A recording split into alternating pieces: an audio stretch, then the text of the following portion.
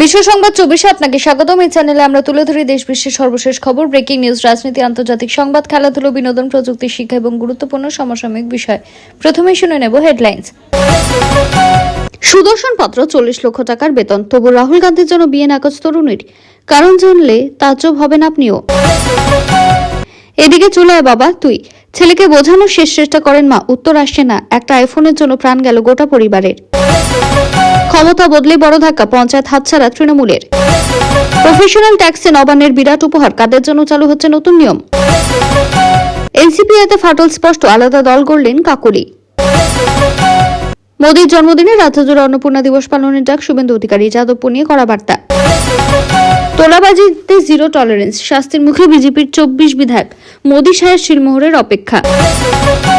চাকরি বাতিলের রায় স্থগিত হতেই ফুটছে ঝাড়খণ্ড। হাইকোর্টের রায়ে ক্ষেপে আগুন পরীক্ষার্থীরা। 1,45,00,000 লোকের অ্যাকাউন্টে অন্নপূর্ণার টাকা গিয়েছে ঘোষণা। শুভেন্দু সমালোচকদের বুঝিয়ে দিলেন, ধমকে চমকে লাভ নেই। চাইনিজ বলবেন না, অরুণাচলের খুদের কথা মন গড়ল নেট দুনিয়ার। নতুন ভিডিও ফের মিষ্টি বার্তা। অনেক এগিয়ে চীন, এগোচ্ছে পাকিস্তানও। ভারত এখনো 4th জেনারেশন যুদ্ধ বিমানে আটকে, অবসরের পরই মুখ খুললেন বায়ুসেনার এয়ার মার্শাল। খুনের মামলায় যাবজ্জীবন কাটাচ্ছিলেন, মুক্তি দিল সুপ্রিম কোর্ট। 38 বছর পর বাড়ি ফিরছেন মালদার শতায়ু। প্রয়াত সিপিএম নেতা জ্যোতি বসুর অন্ধকার দিক উন্মোচন করেছেন এক বুদ্ধিজীবী। নজিরবিহীন পদক্ষেপ, বন্যায় জখম গায়ে পোকা ধরা জয়মতী উন্নত চিকিৎসার এয়ারলিফটে পৌঁছল বনতারায়। মুখ থাতলানো নিউটাউনের যুবকের বস্তাবন্দি দেহ উদ্ধার, সিসিটিভিতে যে হারহুম ফুটেজে ধরা পড়ল। পাহাড়ের সমীকরণ বদলাতে কেন্দ্রের বড় পদক্ষেপ, শাহ গুরুং বৈঠকের পর গঠিত হল নতুন কমিটি। নাম নেই স্বাস্থ্যসাথী আয়ুষ্মানে, তবু পাবেন চিকিৎসা, হাসপাতালে মিলবে মুখ্যমন্ত্রী স্বাস্থ্য বীমার সুযোগ। নিষেধ এড়িয়ে উত্থায় সমুদ্রে স্নান, মন্দারমণিতে তলিয়ে গেলেন 2 পর্যটক। দুর্ঘটনা এড়াতে কড়া নজরদারি দীঘাতে। দ্বিগুণ মিলবে পিএম কিষানের ভাতা, কবে অ্যাকাউন্টে ঢুকবে 4,000, নয়া বার্তা। দীর্ঘ দুশ্চিন্তার মেঘ কাটছে, পাহাড়ে বা সত্যি রোদ ঝলমলে হয়ে আসবে। শিলিগুড়িতে সার বৈঠকে কাটতে পারে টার্নিং পয়েন্ট। সে ভুল আর হবে না, বাংলার ভোল বদলাতে শুভেন্দুর নেতৃত্বে স্বপন তাপসের শিল্প যুগলবন্দি। শনিবারের ঝলকে দেখা গেল বাংলার ভবিষ্যৎ রূপরেখা। মা চাকরি করলেও ছাড় পাবে না বাবা, সন্তানের খোরপোশ নিয়ে সুপ্রিম কোর্টের ঐতিহাসিক রায়। মেয়ের কিছু হতে দিনে, এতে সব শেষ। সাপের ছবল খেয়ে গর্বিত হয়ে বাবার সাহসিকতা ভাইরাল। ভয়ঙ্কর কিছুর অপেক্ষা, ওলট পালট হবে ভারতের আবহাওয়া, বৃষ্টি নিয়ে বড় আপডেট। রাখির দিনে অ্যাকাউন্টে ঢুকবে কৃষকদের টাকা, প্রধানমন্ত্রী কিষাণ যোজনা নিয়ে বড় ঘোষণা। দার্জিলিং সদর হাসপাতালে নিঝুম রাতে চিতাবাঘের আনাগোনা, সিসিটিভিতে ধরা পড়ল হাড়হিম দৃশ্য। মালদা মেডিকেলে ইঁদুর রাজ, রোগীর পাশের বেডে রাখা ইঁদুর ধরার কল, কি বললেন স্বাস্থ্যমন্ত্রী। 247 কলেজের সভাপতি পদে শাসক দলেরই নেতা মন্ত্রীরা, দায়িত্বে বিধানসভার অধ্যক্ষ কেন্দ্রীয় মন্ত্রী। 1 সেপ্টেম্বর থেকে কর্মচারীদের পেনশন ব্যবস্থার বদল, বড় সিদ্ধান্ত রাজ্য সরকারের। এবার আসছে বিস্তারিত খবরে। ভিডিওটি ভালো লাগলে লাইক করুন এবং আমাদের ইউটিউব চ্যানেলটি সাবস্ক্রাইব করে আমাদের সঙ্গে থাকুন পরবর্তী আপডেটের জন্য। ধন্যবাদ। আইফোনের দাবি জানিয়ে পাহাড় থেকে লাফ দিয়ে আত্মহত্যা, ছেলেকে বাঁচাতে পাহাড় থেকে লাফ মা বাবারও, মৃত্যু হলো 3 জনেরই। মহারাষ্ট্রের ছত্রপতি সম্ভাজিনগর এলাকায় শুক্রবারের এই ঘটনা স্তব্ধ করে দিয়েছে গোটা দেশকে। জীবন শেষ করার চূড়ান্ত পদক্ষেপ নিতে যাওয়া ছেলেকে বাঁচাতে গিয়ে মা বাবা শেষ পর্যন্ত প্রাণ হারান। এই ভয়াবহ ঘটনার ভিডিও এখন রীতিমতো ভাইরাল সোশ্যাল মিডিয়ায়। শুক্রবার সকাল 10টা মহারাষ্ট্রের ছত্রপতি সম্ভাজিনগর এলাকার তিসগাঁও এলাকার পাহাড়ে ওঠেন এক তরুণ। বাবা মায়ের সঙ্গে বিবাদের পর বাড়ি থেকে বেরিয়ে সেখানে গিয়েছিলেন তিনি। ছেলের পিছনে মা বাবা ছেলেকে বোঝানোর অনেক চেষ্টা করেছিলেন। মা শেষ মুহূর্ত পর্যন্ত নিজের ছেলেকে বাঁচানোর জন্য রীতিমতো কাকুতি মিনতি করতে থাকে, কিন্তু ছেলে কারোর কথা শোনেনি এবং শেষ পর্যন্ত খাদে ঝাঁপ দিয়ে দেয়। তাকে বাঁচাতে গিয়ে মা বাবা কোভিড খাদে পড়ে যান। এই মর্মান্তিক ঘটনায় গোটা পরিবারটাই শেষ হয়ে যায়। এদিকে চলে আয় বাবা তুই, ছেলেকে বোঝানোর চেষ্টা করেন মা, উত্তর আসে না। তোমরা এগোনোর চেষ্টা করবে না, তাহলে কিন্তু আমি ঝাঁপ দেবো। ভয়ে যুবকের দিকে কেউ এগোতে সাহস পাচ্ছিলেন না। যদি সত্যি সত্যি ঝাঁপ দিয়ে দেন, সকল মিলে অপেক্ষা করতে থাকেন।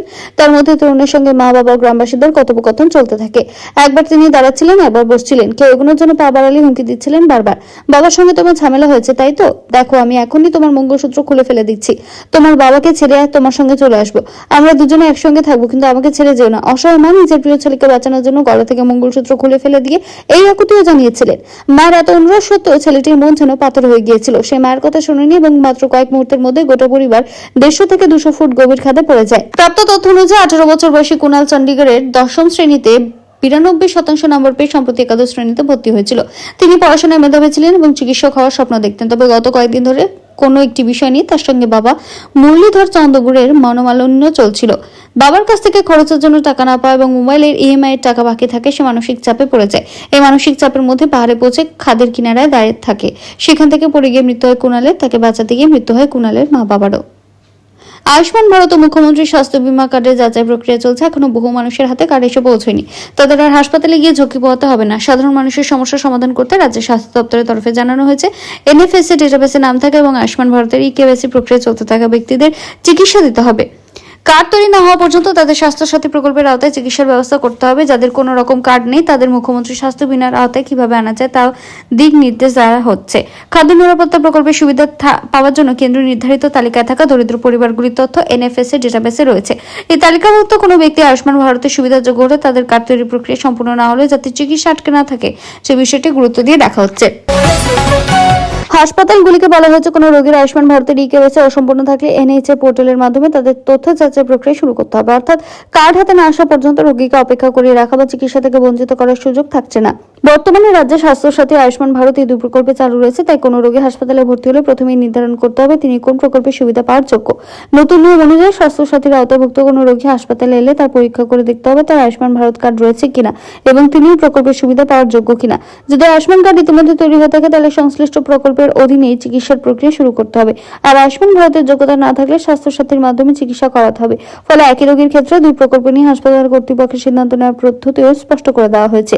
রোগী ভর্তির আগে প্রযুক্তিগত যাচাইয়ের ক্ষেত্রেও থাকছে নির্দিষ্ট নিয়ম। হাসপাতালকে স্বাস্থ্য সাথী টিএমএস পোর্টালে আধার নম্বর দিয়ে প্রথমে তথ্য খুঁজে দেখতে হবে। আয়ুষ্মান পোর্টালে কোনো সমস্যা দেখা দিলে ফেসিং ইস্যু অপশনে গিয়ে সমস্যার বিবরণ দিতে হবে। প্রসিড টু স্বাস্থ্য সাথী করতে হবে। স্বাস্থ্য দপ্তরের পদক্ষেপে বেসরকারি হাসপাতালগুলির মধ্যে স্বস্তি ফিরেছে বলে মনে করা হচ্ছে। Association of private hospitals and nursing হোমের সম্পাদক রাজীব পান্ডে জানিয়েছেন, সাধারণ মানুষের মধ্যে বিভ্রান্তি ছিল স্বাস্থ্য সাথী না আয়ুষ্মান ভারত কোন প্রকল্পে মিলবে চিকিৎসা। সরকারি এসওপির মাধ্যমে তা এখন অনেকটাই পরিষ্কার করে দেওয়া হলো। দুই প্রকল্পের কোনো তালিকাতে রোগীর নাম না থাকলে অবশ্য অন্য ব্যবস্থা রাখা হয়েছে। সেক্ষেত্রে রোগীকে মুখ্যমন্ত্রী স্বাস্থ্য বীমা যোজনার ফর্ম পূরণ করাতে হবে। অর্থাৎ স্বাস্থ্য সাথী বা আয়ুষ্মান কার্ড কোনো প্রকল্পের নাম না থাকলে চিকিৎসার পথ পুরোপুরি বন্ধ হয়ে যাচ্ছে না। দুই প্রকল্পের আওতায় থাকা বিপুল সংখ্যক মানুষের ক্ষেত্রে নতুন নিয়মটি সরাসরি গুরুত্বপূর্ণ হতে চলেছে। প্রশাসনের নজর এড়িয়ে জ্বরের উত্থাল সমুদ্রে স্নানে নেমে গেল মর্মান্তিক দুর্ঘটনা। মন্দারমণিতে সমুদ্রে তলিয়ে গিয়ে মৃত্যু হলো এক পর্যটকের, নিখোঁজ আরও একজন। এদিন সকালে দুই পর্যটকে তলিয়ে যাওয়ার ঘটনাটি জানাজানি হতে নুলিয়ানা স্পিডবোট নিয়ে সমুদ্রে তল্লাশি অভিযান শুরু করে। প্রায় 2 ঘন্টা অনুসন্ধানের পর সমুদ্র থেকে একজনকে সংজ্ঞাহীন অবস্থায় উদ্ধার করা হয়। যদিও হাসপাতালে নিয়ে গেলে চিকিৎসকরা তাকে মৃত বলে ঘোষণা করেন। পুলিশ সূত্রে খবর, মৃত পর্যটকের নাম সোমনাথ মজুমদার। তিনি দক্ষিণ 24 পরগনার মহেশতলা দুলালপুর পূর্বপাড়ার বাসিন্দা। অন্যদিকে দক্ষিণ 24 পরগনারই জামালহাটির বাসিন্দা কমলেশ মণ্ডল নামের এক পর্যটক এখনো নিখোঁজ। তার সন্ধানে সমুদ্রে নুলিয়া স্থানীয় পুলিশ প্রশাসনের তল্লাশি অব্যাহত রয়েছে। সাম্প্রতিক দুর্যোগের মেঘ কাটতে ফের সমহিমা বাঙালির পর্যটন কেন্দ্র দীঘা। আবহাওয়ার উন্নতি হতে সৈকত সরণিতে ভেঙে পড়েছে হাজার হাজার পর্যটকের ঢল। উত্তাল সমুদ্রের ঢেউয়ের মনোরম আবহাওয়া উপভোগ করতে সৈকতে উপচে পড়া ভিড় জমিয়েছেন পর্যটক, যার বড় অংশে নেমেছেন সমুদ্র স্নানে। পর্যটকদের নিরাপত্তা সুনিশ্চিত করতে সৈকত জুড়ে বাড়তি তৎপরতা দেখাচ্ছে প্রশাসন। দুর্ঘটনার ঘটনা এড়াতে এবং পর্যটকরা যাতে বিপদসীমা অতিক্রম না করেন সেদিকে কড়া নজর রাখা হচ্ছে। ওল্ড দীঘা থেকে নিউ দীঘার সমগ্র উপকূলবর্তী এলাকা জুড়ে নুলিয়ারা প্রতিনিয়ত মাইকিং করে সতর্কবার্তা প্রচার করছে। পর্যটকদের ভিড় সামাল দিতে মোতায়েন করা হয়েছে অতিরিক্ত পুলিশ কর্মী এবং সিভিক ভলান্টিয়ারও। এরই মধ্যে আগামীকাল রবিবার থেকে ফের দক্ষিণবঙ্গে ভারী বৃষ্টির পূর্বাভাস রয়েছে। যে জেলাগুলিতে ভারী বৃষ্টির পূর্বাভাস রয়েছে তার মধ্যে রয়েছে পূর্ব মেদিনীপুর। আবহাওয়া দপ্তর জানিয়েছে উত্তর বঙ্গোপসাগরে ঘনীভূত হচ্ছে। আগামী 24 ঘন্টায় এটি নিম্নচাপে পরিণত হবে। প্রভাব বৃষ্টি বাড়বে দক্ষিণবঙ্গে। দক্ষিণবঙ্গের জেলাগুলিতেও ঝোড়ো হাওয়া বইবার সম্ভাবনা রয়েছে। ফলে সমুদ্র আরো উত্তাল হতে পারে। পিএম কিষাণ যোজনার 24তম কিস্তির জন্য কৃষকরা অপেক্ষা করছেন। এর মধ্যে সোশ্যাল মিডিয়ায় একটি ভিডিও ভাইরাল হয়েছে যেখানে দাবি করা হয়েছে রাখি উৎসবে কৃষকদের অ্যাকাউন্টে 2000-এর বদলে 4000 টাকা করে ঢুকবে, যা নিয়ে জল্পনা রয়েছে। পিএম কিষাণের টাকা নেবার বিরাট চমক। পিএম কিষাণের টাকা পাওয়ার জন্য দেশের বিপুল সংখ্যক মানুষ অপেক্ষা করছেন। এর মধ্যে এক বিরাট চমক শোনা যাচ্ছে, এবার থেকে মিলবে দ্বিগুণ টাকা। আর 2 নয়, এবার থেকে পিএম কিষাণ বাবদ মিলবে 4000 টাকা। সদ্য প্রকাশ্যে এসেছে এমন খবর। এক ভাইরাল হওয়া ভিডিওতে দাবি করা হয়েছে যে শীঘ্রই দ্বিগুণ হতে চলেছে পিএম কিষাণের টাকা। চলতি বছরের জুন মাসে প্রধানমন্ত্রীর কিষাণ যোজনার 23তম কিস্তির টাকা পেয়েছিলেন। এরপর থেকে কৃষকরা অধীর আগ্রহে আছেন 24তম কিস্তির জন্য। এরই মধ্যে সোশ্যাল মিডিয়ায় একটি ভিডিও দ্রুত ভাইরাল হয়েছে যেখানে দাবি করা হয়েছে রাখি উৎসবের দিন ঢুকবে টাকা। তেমনই সেখানে দাবি করা হয়েছে যে শীঘ্রই দ্বিগুণ হতে চলেছে পিএম কিষাণের টাকা, অর্থাৎ 24তম কিস্তি থেকে মিলবে 4000 করে। চাষের কাজে সহায়তা থেকে শুরু করে দেশের লক্ষ লক্ষ কৃষকদের স্বনির্ভর করতে দেশ জুড়ে চালু রয়েছে প্রধানমন্ত্রী কিষাণ যোজনা। এই প্রকল্পে যোগ্য কৃষকদের প্রতি 4 মাস অন্তর 2000 টাকা করে দেওয়া হয়। জুন মাসে এসেছিল 23তম কিস্তির টাকা। এবার এই প্রকল্পের কিষাণ যোজনা নিয়ে এলো বড় আপডেট। শোনা যাচ্ছে নয়া খবর, এবার দ্বিগুণ হচ্ছে ভাতা। সদ্য ভাইরাল হওয়া ভিডিওতে দাবি করা হয়েছে রাখি উৎসব অর্থাৎ 28 তারিখ সকল কৃষকদের অ্যাকাউন্টে ঢুকবে প্রধানমন্ত্রী টাকা। তেমনই দাবি করা হয়েছে মিলবে 4000 টাকা। এখন প্রশ্ন হলো, ভিডিও কি আদৌ সত্যি নাকি ভুল? সত্যি কি এক ধাক্কায় দ্বিগুণ হতে চলেছে ভাতা কৃষকরা pmkisan.government.in ওয়েবসাইটে পিএম কিষাণ প্রকল্পের কিস্তি সুবিধাভোগীদের তালিকা এবং অন্যান্য তথ্য দেখতে পারবেন। সোশ্যাল মিডিয়া ভাইরাল পোস্ট বা ভিডিও হচ্ছে সরকারের অফিসিয়াল পোর্টালের তথ্য বিশ্বাসযোগ্য বলে মনে করছেন সকলে। তবে আপাতত পিএম কিষাণ প্রকল্প নিয়ে কোনো ঘোষণা করেনি সরকার। গোর্খাল্যান্ডের দাবি বা বিজেপি ইস্তাহার অনুযায়ী পাহাড়ের স্থায়ী রাজনৈতিক সমাধানের ত্রিস্তরীয় বৈঠক সম্পন্ন হল শিলিগুড়িতে। সমস্যা সমাধানে কেন্দ্র, রাজ্য এবং মোর্চা সহ আঞ্চলিক দলগুলির সঙ্গে বৈঠকে উঠে আসলো একাধিক সমাধানের ইঙ্গিত। পুনরায় নিয়োগ করা হচ্ছে মধ্যস্থতাকারী প্রাক্তন আইএএস পঙ্কজ কুমার সিংকে। মধ্যস্থতাকারী তত্ত্বাবধানে গড়ে ওঠা কমিটি পাহাড়তলায় ডুয়ার্স করে রিপোর্ট জমা দেবে স্বরাষ্ট্র দপ্তরের কাছে। দীর্ঘদিনের দাবিকে সামনে রেখে যে আন্দোলন সংগঠিত তার সমাধানের প্রথায় বৈঠক শেষে খুশি বিমল সহ মন ঘিসিংরা। উত্তরবঙ্গ সফরের শেষ লগ্নে পাহাড়ের স্থায়ী রাজনৈতিক সমস্যা সমাধানের বৈঠক সারলেন কেন্দ্রীয় স্বরাষ্ট্রমন্ত্রী অমিত শাহ। উপস্থিত ছিলেন রাজ্যের মুখ্যমন্ত্রী শুভেন্দু অধিকারী সহ পাহাড়ের গোর্খা জনমুক্তি মোর্চা সুপ্রিমো বিমল গুরুং, রোশনগিরি জিএনএল এর সুপ্রিমো মন ঘিসিং সহ অন্যান্য নেতারা। যে স্থায়ী সমাধানকে কেন্দ্র করে ত্রিপাক্ষিক বৈঠকের দাবি উঠেছিল দীর্ঘ বছর ধরে, কিন্তু তৎকালীন রাজ্য সরকারের অসহযোগিতার অভিযোগ উঠেছিল। রাজ্যে ডাবল ইঞ্জিন সরকার প্রতিষ্ঠার পর ত্রিপাক্ষিক বৈঠকে জোর স্বরাষ্ট্র দপ্তরের। উত্তরবঙ্গ সফরের শেষ দিনে সেই ত্রিপাক্ষিক বৈঠক সারলেন স্বরাষ্ট্রমন্ত্রী অমিত শাহ। ম্যারাথন বৈঠক শেষে খুশি পাহাড়ের নেতারা অন্ততপক্ষে স্থায়ী সমস্যা সমাধানের লক্ষ্যে প্রথম ধাপ উত্তীর্ণ। যদিও বা এর আগে স্বরাষ্ট্র দপ্তরের নেতৃত্বে সমস্যা সমাধানে বিগত সরকারের আমলে মধ্যস্থতাকারী নিয়োগ করা হয়েছিল, কিন্তু সেই মধ্যস্থতাকারীকে কোনো প্রকার আমল দিতে যায়নি তৎকালীন রাজ্য সরকার। সহযোগিতার অভিযোগ ওঠে তৎকালীন জিটি এর চিফ এক্সিকিউটিভ অনিত থাপা সহ তার দলের বিরুদ্ধে। এক প্রকার কোনো কাজ না করে তাকে ফিরে যেতে হয়েছিল। ফের আরও একবার সেই মধ্যস্থতাকারীকে মান্যতা দিয়ে নিয়োগ করা হলো পাহাড়ের স্থায়ী রাজনৈতিক সমাধানের লক্ষ্যে। মধ্যস্থতাকারীর তত্ত্বাবধানে কমিটি গঠন করা হবে। সেই কমিটি এবং প্রাক্তন আইএএস কর্তা, পাহাড়ের বিভিন্ন আঞ্চলিক রাজনৈতিক দল, বিভিন্ন স্বেচ্ছাসেবী সংগঠন এবং সর্বোপরি পাহাড়ের সাধারণ মানুষের সঙ্গে কথা বলবে। সেই ডিটেল প্রজেক্ট রিপোর্টে জমা পড়বে স্বরাষ্ট্র দপ্তরে। এক কথায় পাহাড়ের স্থায়ী রাজনৈতিক সমাধানের প্রথম ধাপের কাজ শুরু হলো। বৈঠক থেকে বেরিয়ে দার্জিলিং জেলা সাংসদ রাজু বিশ্বাস স্পষ্ট জানান, গোর্খাদের দীর্ঘদিনের দাবির কথা বিভিন্ন রাজনৈতিক দলের নেতৃত্বরা তাদের মনের কথা কেন্দ্রীয় মন্ত্রীর সামনে তুলে ধরেছেন। রাজ্যের মুখ্যমন্ত্রী নিজের বক্তব্য পেশ করেছে। সবটা শুনে স্বরাষ্ট্রমন্ত্রী এই সমাধানের রাস্তা দিয়েছে তার কথা বলে। মধ্যস্থতাকারী পঙ্কজ কুমার সিং এর নেতৃত্বে স্বরাষ্ট্র দপ্তরের দলের একটি কমিটি গঠন হয়েছে। বলেন, গোর্খারা যা আশা নিয়ে বেঁচেছে এতদিন, তার থেকে আরো কিছু বড় পাবেন তারা। স্ত্রী নিজে উপার্জনক্ষম বা চাকরিজীবী, শুধুমাত্র এই দোহাই দিয়ে সন্তানের ভরণ পোষণের আর্থিক দায় থেকে বাবা নিজেকে মুক্ত করতে পারবেন না। সন্তানের লালন পালনের দায়িত্ব বাবা মা উভয়ের হলেও তা গাণিতিক হিসেব করে অর্ধেক ভাগ করা যায় না। একটি তাৎপর্যপূর্ণ মামলা এলাহাবাদ হাইকোর্টের নির্দেশ খারিজ করে এমনই ঐতিহাসিক পর্যবেক্ষণ জানালো সুপ্রিম কোর্ট। ঘটনাটির প্রেক্ষাপট, মামলার আবেদনকারী নারী এবং তার স্বামী উভয় পেশায় চিকিৎসক। 2006 সালে বিবাহ বন্ধনে আবদ্ধ হওয়া দম্পতির দুটি নাবালিকা কন্যা সন্তান রয়েছে। পারিবারিক বনিবনা না হওয়ার কারণে স্ত্রী সন্তানদের নিয়ে আলাদা থাকতে শুরু করেন এবং পরবর্তীতে আদালতে ফৌজদারি আইনের 125 ধারায় দুই সন্তানের জন্য মাসে 2.5 লক্ষ টাকা অন্তর্বর্তীকালীন খরচ দাবি করেন। ফ্যামিলি কোর্ট বনাম হাইকোর্ট। মামলাটি প্রথমে ফ্যামিলি কোর্টে উঠলে আদালত দুই সন্তানের জন্য মাসে 30,000 টাকা করে মোট 60,000 টাকা খরচের নির্দেশ দেয়। তবে স্ত্রী নিজে মাসে প্রায় 1.5 লাখ টাকা আয় করায় তার নিজের জন্য আলাদা কোনোভাবে ভরণ পোষণের প্রয়োজন নেই বলে জানায় আদালত। এরা অসন্তুষ্ট হয়ে চিকিৎসক স্বামী এলাহাবাদ হাইকোর্টে দ্বারস্থ হন। হাইকোর্ট ফ্যামিলি কোর্টের রায় বদলে খরচের পরিমাণ অর্ধেক কমে প্রতি সন্তান পিছু 15,000 টাকা করে মোট 30,000 টাকা নির্ধারণ করে। হাইকোর্টের যুক্তি ছিল, যেহেতু মা নিজে চাকরি করেন তাই সন্তানদের খরচের দায়িত্ব দুই অভিভাবকের মধ্যে ভাগ করা উচিত। সুপ্রিম কোর্টের পর্যবেক্ষণে চূড়ান্ত নির্দেশ। হাইকোর্টের এই সিদ্ধান্তকে চ্যালেঞ্জ জানিয়ে সুপ্রিম কোর্টে যান ওই নারী। বিচারপতি বিক্রমনাথ এবং বিচারপতি সন্দীপ মেহতা ডিভিশন বেঞ্চ হাইকোর্টের যুক্তি পুরোপুরি খারিজ করে দেয়। শীর্ষ আদালত স্পষ্ট জানায়, দায়িত্বের যান্ত্রিক বিভাজন নয়, সন্তান প্রতিপালন কেবল গাণিতিক হিসাবে অঙ্কের খাতা নয় যে আয়ের অনুপাতে বাবাকে 50% ছাড় দিতে হবে। মায়ের অতিরিক্ত পরিশ্রমের স্বীকৃতি।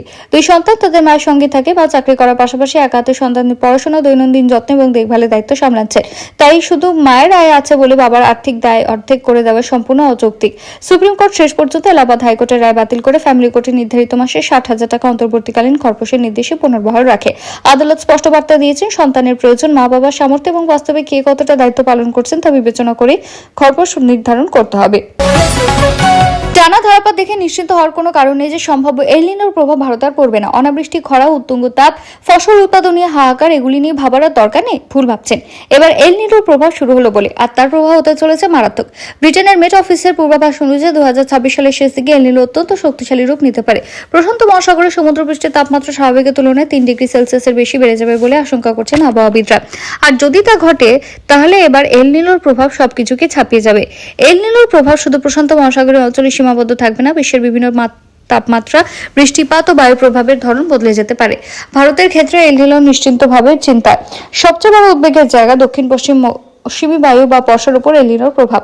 ভারতের আবহাওয়ার সঙ্গে এল নিনোর সম্পর্ক রয়েছে তা বেশ দৃঢ়। বিজ্ঞানীরা মনে করছেন শক্তিশালী এল নিনোর প্রভাবে ভারতের বর্ষা দুর্বল হওয়ার প্রবণতা দেখা যায়। যদিও প্রতিটি এল নিনো যখনই তৈরি হয় তখনই আবহাওয়ার উপর একটি প্রভাব পড়বে এমনটা নয়। শক্তিশালী এল নিনো সাধারণত স্বাভাবিকের তুলনায় কম বর্ষার কারণ হয়। এবারে যে পরিস্থিতি তাতে মনে করা হচ্ছে এল নিনো বর্ষার একটা বড় বিরতি নিয়ে আসতে পারে। এর ফলে কৃষি, জলাধার এবং গ্রামীণ অর্থনীতিতে তার প্রভাব পড়তে পারে, বিশেষ করে বর্ষার বৃষ্টির উপর যথেষ্ট নির্ভরশীল কৃষিকাজ। মাটির আর্দ্রতা কমে গেলে ফসল উৎপাদন ব্যাহত হওয়ার সম্ভাবনা থাকে।